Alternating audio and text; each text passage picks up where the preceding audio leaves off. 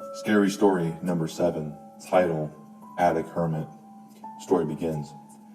I'm 25 years old, living alone in a dull town in Rhode Island. Not much to do where I live, other than going to bars or clubs that are around the same town I live in. My mother sometimes comes in when I'm home late from the bars or the clubs with my friends.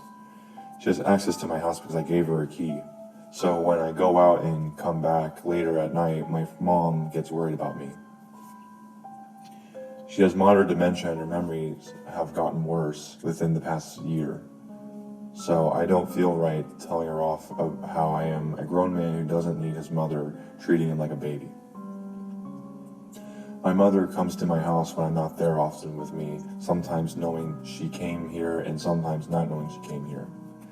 I can usually tell she has been at my house while I was gone because she likes to clean the dishes that are in my sink, or she would do my laundry for me. I'm glad I have a mother who still takes care of my house even when she's also losing her memories at the same time. But for the past month, I have noticed something strange going on in my house. I kept losing food from the pantry and the fridge when I had just bought them, so I thought maybe my mom took it out because she normally likes to take food out that isn't good. It kept happening, so I asked my mom why she kept taking things from my fridge and pantry. She had a clueless expression on her face when I asked her, as she didn't remember doing that, and said that she hasn't done that in months. I told my dad about it to remind my mom to not do that anymore and let me do it from now on. I thought that would work, but I was still missing items that I just bought. This time, I started to see clothes and socks missing, so now I'm thinking that my mom took my clothes and my socks for some reason. I asked my dad to see if my mom had taken some clothes from my house and brought it back to their house. My dad said, "Your mother hasn't been to your house in the past 2 days. She has been with me the whole time." After hearing him say that, I started to get paranoid since now I think I am not alone in the house.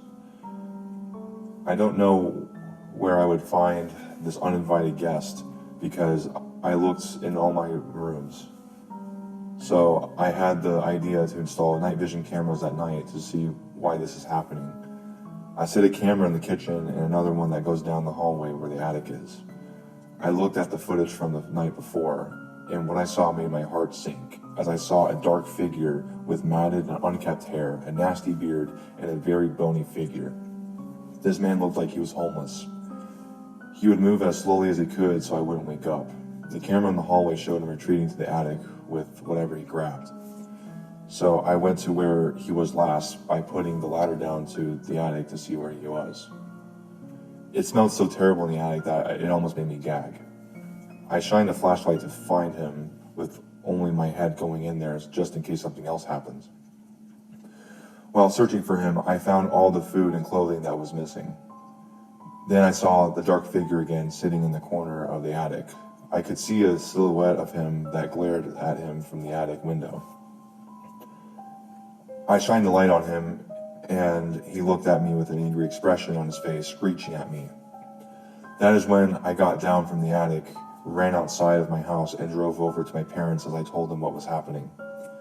We drove back to my house while calling the cops, with one cop being with us outside, the other 3 police officers investigating the whole house to find where he was. The cops said that they found his body on the ground after he attempted to escape. The guy was pronounced dead from the blunt force trauma to the head, falling 2 stories up. My mom must have forgot to lock the door, and this man invited himself in when I wasn't home. I couldn't go back to my house, so I stayed over at my parents' instead until I felt better about going back home. Story ends.